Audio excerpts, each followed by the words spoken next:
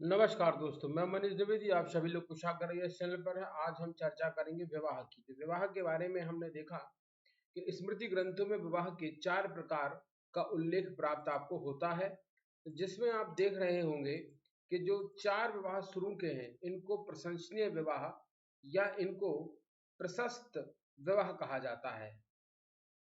इनको प्रशस्त विवाह या प्रशंसनीय विवाह कहा जाता है, जिसमें बाकी के जो 4 हैं बचे हुए गंधर्व, राक्षस, पिशाच और असुर, इनको अप्रशस्त विवाह कहा जाता है, मतलब इनको मान्यता प्राप्त नहीं है। इनको निंदनीय विवाह भी कहा जाता है। निंदनीय इसलिए कहा जाता है कि ये माता पिता की मर्जी के बिना होते हैं, कन्या के माता पिता की मर्जी के बिना होते हैं। एक एक का डिटेल समझेंगे, हालांकि अभी मेन कॉज आपको बता देता हूँ। तो इसलिए इसको निंदनीय विवाह माना जाता है। ब्राह्मणों में ये विवाह बिल्कुल भी मान्य नहीं थे। योद्धा वर्ग और क्षत्रिय वर्ग या निम्न जाति में इन विवाह को मान्यता प्राप्त थी।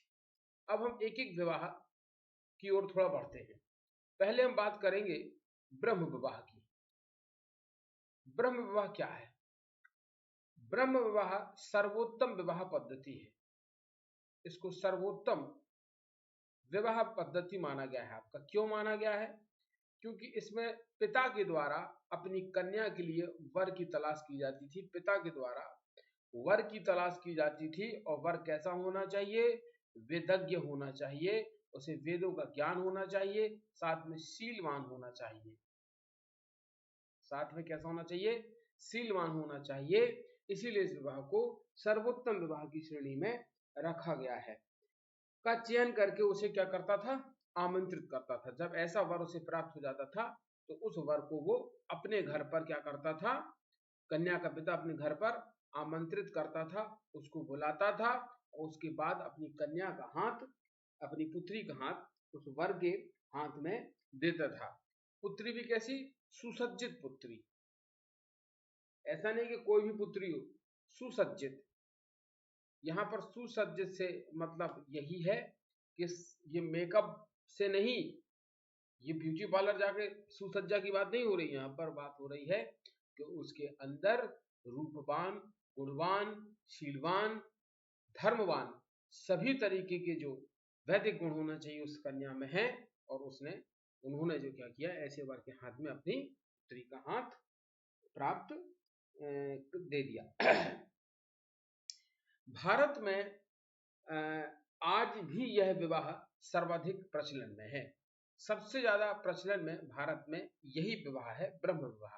ठीक है, ब्रह्म विवाह ही आपका सबसे ज्यादा प्रचलन में है। उसका कारण है, जो आप मैट्रिमोनियल साइट्स देखते हैं, शादी.com, शार्क टैंक वाले अनुपम मित्तल, शादी.com, या जो पेपर में मैट्रिमोनियल साइट्स आती हैं, मैगजीन्स आती हैं, सामूहिक विवाह के लिए जो सम्मेलन होते हैं युवक युवतियों के, ये सब अरेंज मैरिज है बेसिकली, है ना, जिसमें कन्या का पिता एक अच्छा वर ढूंढता है। अब आज वेद ज्ञान की जगह क्या हो गया? जो आधुनिक शिक्षा है वो होना चाहिए। सीलवान का तो कॉन्सेप्ट आज भी है। वेद ज्ञान की जगह क्या होना चाहिए? एजुकेटेड होना चाहिए। सुसज्जित महिला के लिए वही कंसेप्ट है कि वो भी आज एजुकेशन प्राप्त किए हो, रूपवान, गुणवान, शीलवान, सब चीजों की हो, बड़े बुजुर्ग का आदर आता। तो ये एक से आप समझ लीजिए कि अरेंज मैरिज का ही कॉन्सेप्ट है, जिसमें माता पिता वर और वधू के दोनों तय करते हैं कि हमको विवाह करना है। तो एक तरीके से आप समझ सकते हैं कि बेसिकली कंसेप्ट ये है। अब बहुत सारे स्टूडेंट ये प्रश्न पूछते हैं कि सर वेद ज्ञान तो इस जमाने में सिर्फ ब्राह्मणों को ही होता था, शिक्षा पर उन्हीं का अधिकार था। ऐसा नहीं था। शिक्षा का अधिकार वैश्य का भी था, क्षत्रिय का भी था और ब्राह्मण का भी था। शुद्ध वर्ग को छोड़कर सब पर शिक्षा का अधिकार था। लेकिन वेद क्षत्रिय और वैश्य पढ़ सकते थे, लेकिन वो उसमें इंटरेस्ट नहीं दिखाते थे। तो वेद का ज्ञान ज्यादातर ब्राह्मणों के पास ही सीमित रहा। बट ब्रह्म विवाह ऐसा नहीं था कि जो केवल ब्राह्मणों में ही प्रचलित हो। इसमें क्षत्रिय और वैश्य समाज भी इस विवाह को संपन्न कर सकते। दूसरा विवाह आपके सामने है, वो है देव विवाह। आपके सामने लिखा हुआ है देव विवाह। इसका भी नाम देखिए, बड़ा शुभ सा है। देव विवाह में क्या होता है? इसके अंतर्गत कन्या का जो पिता है, कन्या का पिता यज्ञ करवाता था। क्या करवाता था? यज्ञ करवाता था।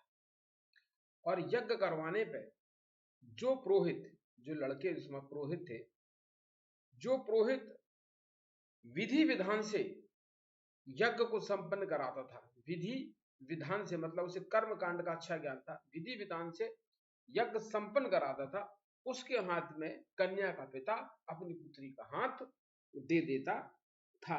ये देव विवाह की मान्यता है। ठीक है, तो ये आपने दो विवाह देख लिए। एक तो देख लिया कि पिता अच्छे वर की तलाश करता है जिसको वेदों का ज्ञान हो, शीलवान हो, और फिर उसको अपने घर आमंत्रण करता था। एक आपने गाना सुना होगा कि शायद मेरी शादी का ख्याल आया होगा, इसीलिए मम्मी ने चाय पे बुलाया होगा। ठीक है, तो ये गाना का रूपरेखा यहां से तो नहीं बनी, लेकिन जब आप वर को अपने घर पर आमंत्रित करते हैं, माता पिता कन्या के, और ये दो गुण बहुत जरूरी हैं, इसके बिना आमंत्रित नहीं करेगा, याद रखिएगा। और फिर महिला भी सुसज्जित होना चाहिए, क्योंकि वर भी मना कर सकता है, उसके पास ये राइट है। तो इस तरीके से ये विवाह को ब्रह्म विवाह कहते थे। देव विवाह देखिए, कन्या का पिता यज्ञ करवाता था, उसमें पुरोहित बुलाता था, और जो पुरोहित बहुत विधि विधान से, बहुत ही विधि विधान से यज्ञ को संपन्न करते था, उसको अपनी कन्या का, पुत्री का हाथ दे देता। मतलब टैलेंट की जरूरत थी। हमेशा एजुकेशन, आपका कैरेक्टर और आपका नॉलेज काम आया है। दो विवाह हो गए, आगे बढ़ते हैं तीसरे विवाह की ओर, क्योंकि शुरू के आपको हम बता दिए हैं कि तीन विवाह प्रशंसनीय विवाह या प्रशस्त विवाह कहलाते हैं। तीसरा विवाह है प्रजापत्य विवाह।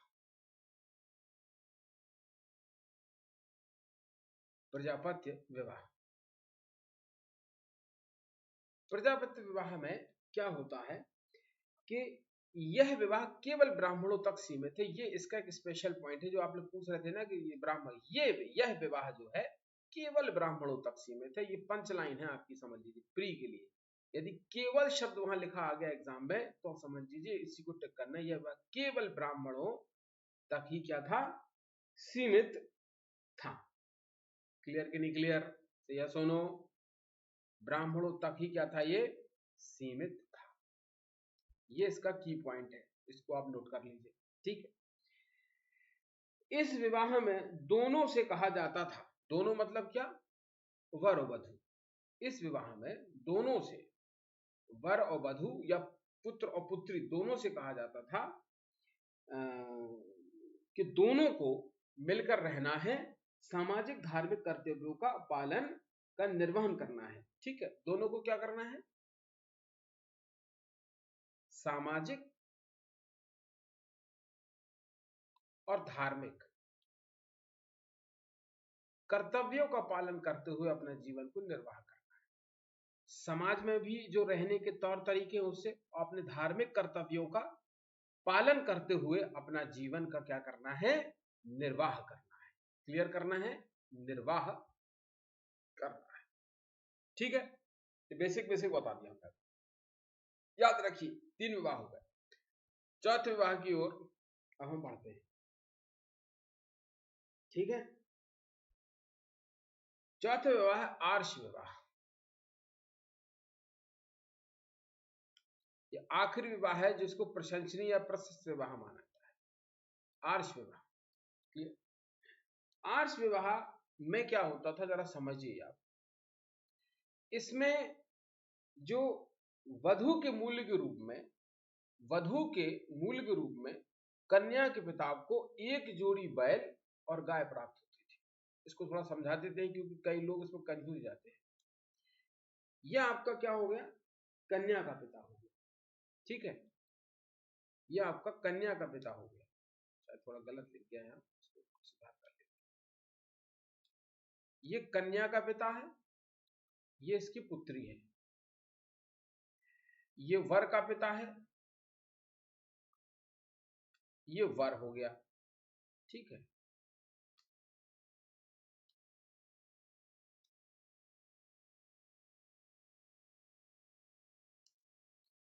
पेन चेंज कर लेते हैं थोड़ा, अब आ जाता है।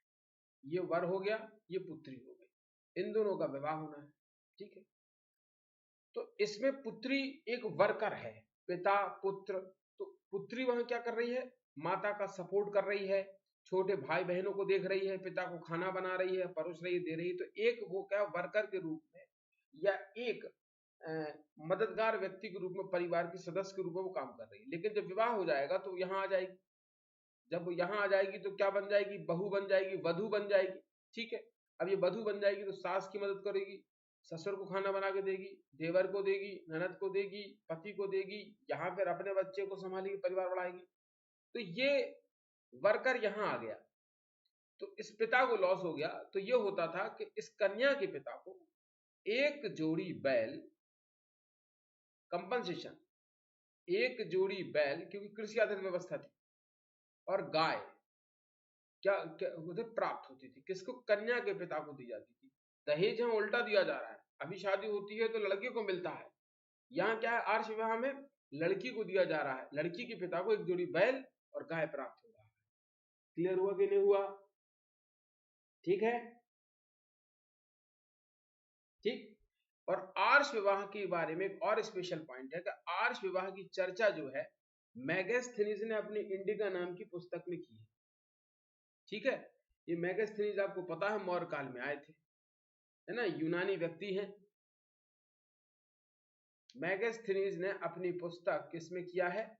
इंडिका में इसकी चर्चा की है।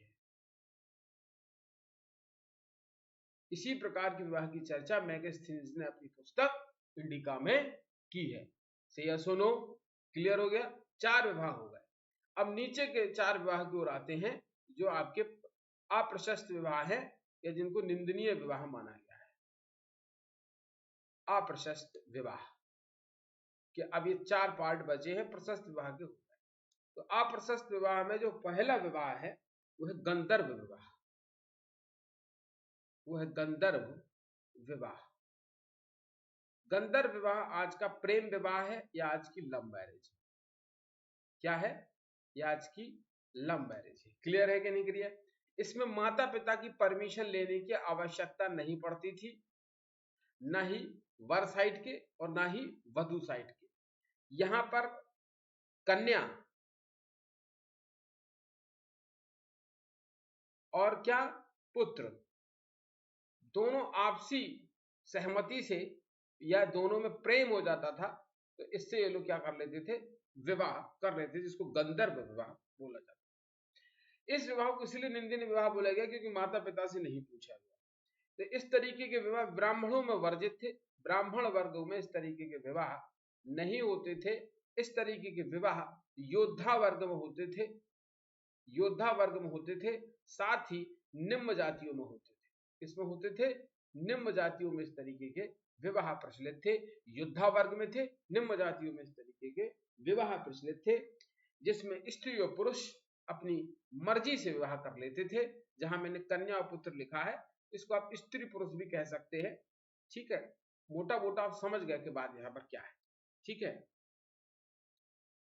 तो ये आधुनिक लव मैरिज हो गई। आधुनिक अरेंज मैरिज हमने बता दिया, ब्रह्म विवाह हो गया। और इसमें स्त्रियों पर अपनी मर्जी से शादी करता था। उस जमाने में योद्धा और निम्न जातियों में इस तरह के विवाह को मान्यता प्राप्त थी। ब्राह्मण वर्ग में मान्यता प्राप्त नहीं थी।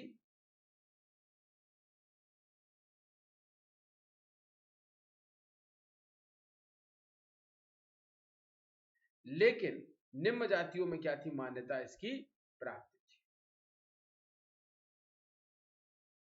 वहां तो यही चलता था। तो योद्धा वर्ग है, कहीं भी युद्ध करने जा रहा है, किसी स्त्री से प्रेम होगा, विवाह कर लिया। निम्न जातियों में भी ऐसे ही था, है ना। तो इस तरीके से गंधर्व विवाह के बारे में ऐसा। अब इसके बारे में एक ऋषि ने कुछ लिखा है, क्या लिखा है उसकी अपन चर्चा कर लेंगे। गंधर्व विवाह के बारे में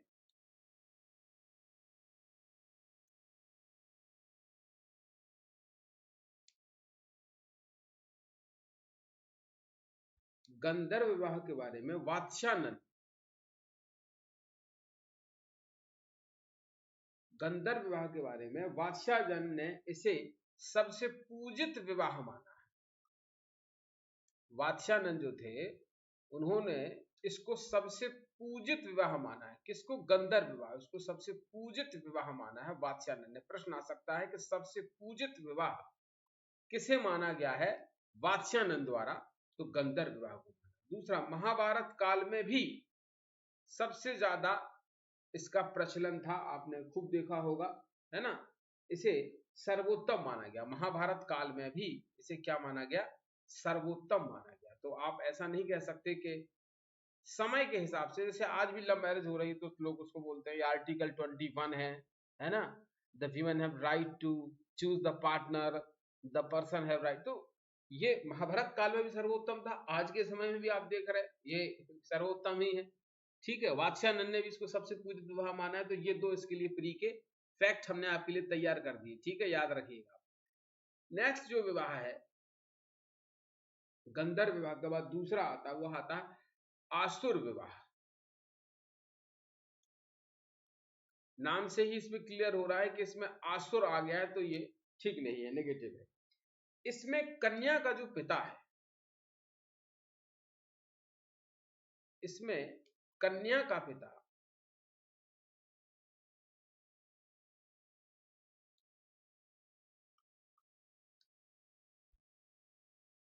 इसमें कन्या का पिता धन लेकर,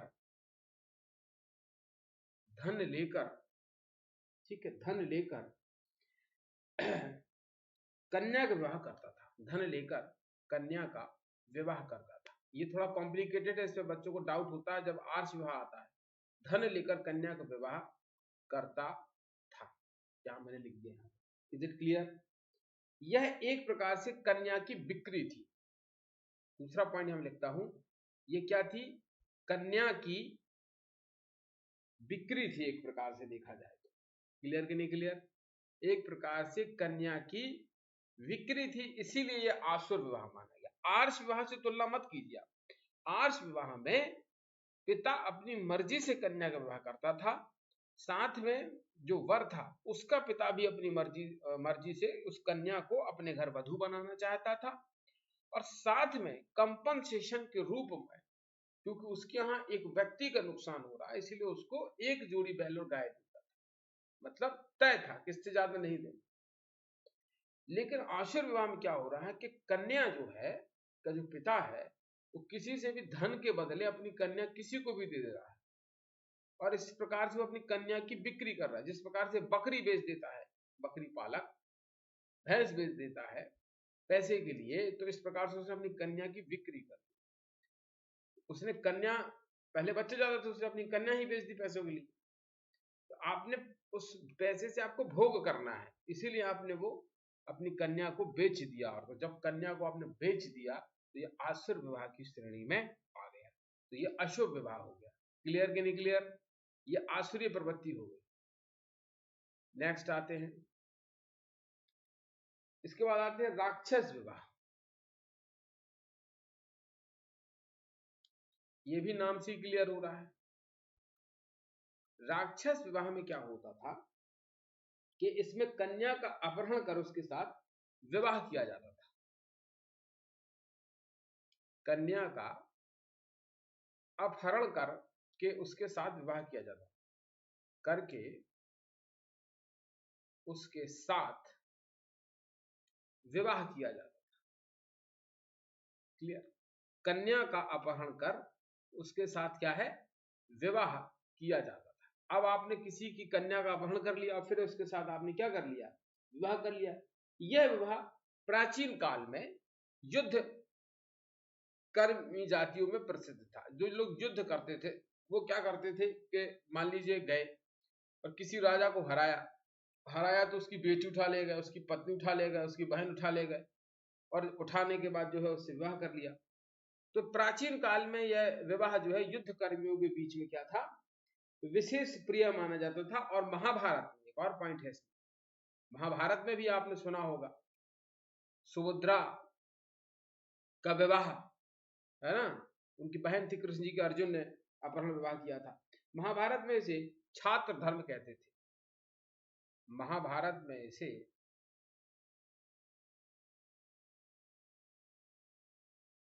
छात्र धर्म कहते हैं। देखिए, किसी भी चीज को आप पॉजिटिव वे में ला सकते हो। भाई उन्होंने कहा कि सुभद्रा विवाह करना चाहती हैं अर्जुन से, लेकिन जो कृष्ण जी के बड़े भाई थे बलराम जी, वो विवाह करना चाह रहे थे दुर्योधन से। अब दुर्योधन से विवाह ठीक नहीं था, कृष्ण जी समझ गए थे कि दुर्योधन आदमी तो निगेटिव पर्सनालिटी है, अब बलराम करना चाह रहे थे क्योंकि बलराम के वो शिष्य थे। सुभद्रा प्रेम करती थी अर्जुन से, तो फिर उन्होंने अर्जुन से कहा कि वो आपसे प्रेम करती है, आप उनका अपहरण करके नहीं ले जाएंगे तो बलराम जी उनका दुर्योधन से शादी कर देंगे और इस स्थिति में अपनी जीवन लीला समाप्त कर सकती है सुभद्रा, कुछ भी कर सकती है, ये दुखी रहेगा। आप जिनसे प्रेम करते हैं तो आप अपहरण करके उनको ले जाइए, है ना। क्षत्रिय धर्म यही कहता है कि किसी कन्या से आपको प्रेम है तो प्रेम बस ले जाइए, और अदरवाइज वो बलराम आप हमसे जीत नहीं पाएंगे, आप चले जाएंगे विवाह कर लेंगे तो फिर जो है हम आपसे कुछ नहीं कहेंगे। तो इस तरीके का महाभारत में देखिए इसे छात्र धर्म कहा गया, छात्र मतलब क्षत्रिय से बना है, ठीक है। तो ये हो गया। लास्ट विवाह आपका है पिशाच विवाह। लास्ट जो है आपका पिशाच है या पैसच विवाह भी लिखा मिल सकता है, आप जैसा भी आपको मिल जाए, कई कई पुस्तकों में ऐसा भी लिखा जाता है पिशाच विवाह या पैसच विवाह। ये देखिए इसमें तो एकदम ही क्लियर हो रहा है कि है क्या, ये बहुत ही बुरा था। ये वस्तुतः विवाह था ही नहीं, ये विवाह नहीं था, क्योंकि इस विवाह में बेहोशी की अवस्था में, बेहोशी की अवस्था में, बेहोशी की अवस्था में या मूर्छा की अवस्था में, ठीक है, या निद्रा की अवस्था में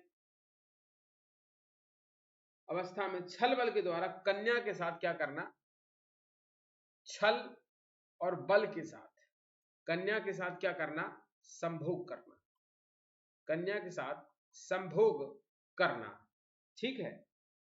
तो ये कहां विवाह हुआ, तो इसको आप कह सकते हैं कि वस्तुतः ये विवाह नहीं है, ठीक है, ये विवाह नहीं है ना, क्योंकि बेहोशी की अवस्था में, मूर्छा है, निद्रा है, सो रही है वो, या छल बल से आपने उसको बेवकूफ बना के इस तरीके से आपने साथ संभोग कर लिया है, तो फिर विवाह नहीं है, तो ये पिशाच विवाह है। इस प्रकार से आपके सामने 8 प्रकार के विवाह होगा। लेकिन आपके मन में एक प्रश्न अभी रह गया होगा कि सर ये स्वयंवर वाला कंसेप्ट क्या है, इंस्टाग्राम पे बहुत रील चलती हैं, कृष्ण भगवान ने प्रेम विवाह किया, रामचंद्र ने प्रेम विवाह किया, भगवान ने सभी प्रेम विवाह किया, या स्वयंवर किया अर्जुन ने, ये तो कहीं आया नहीं है। जी बिल्कुल, इसका भी जिक्र है, इसका भी कर लेते हैं।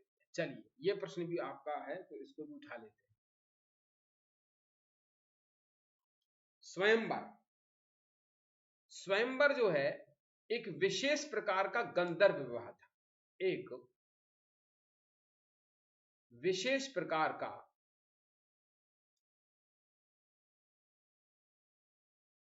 गंधर्व विवाह था, एक विशेष प्रकार का गंधर्व विवाह था। क्या था, स्वयंवर एक विशेष प्रकार का गंधर्व विवाह था, प्रेम विवाह था स्वयंवर एक, बट इसमें एक शर्त रहती थी। अब इसमें कुछ नाम आपके सामने हम लाते हैं जो एग्जाम पॉइंट ऑफ व्यू से आपके लिए महत्वपूर्ण है। सावित्री और सत्यवान, सावित्री और सत्यवान एक, नल और दमयंती, नल और दमयंती, सीता और राम, सीता और राम विवाह स्वयंवर विवाह के रूप में क्या थे, प्रचलित थे, ठीक है। प्रश्न आ सकता है तो आप याद रखिए, नल दमयंती, सावित्री सत्यवान, नल दमयंती और सीताराम के विवाह जो है स्वयंवर के रूप में प्रचलित थे। और जो स्वयंवर व्यवस्था है वो 11वीं शताब्दी में प्रचलित था, 11वीं शताब्दी में प्रचलन में था, यदि इसका टाइम आपसे पूछ लिया जाए। और क्योंकि 11वीं सदी में महान चालुक्य नरेश, क्लियर कर लेते हैं इसको एक बार,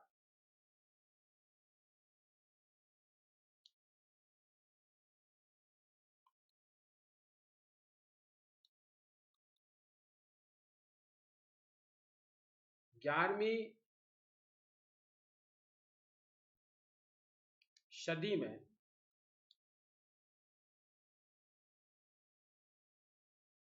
महान चालुक्य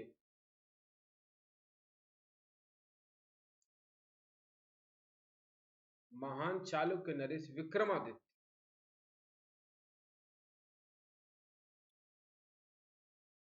विक्रमादित्य ने स्वयंवर प्रथा के द्वारा विवाह किया था।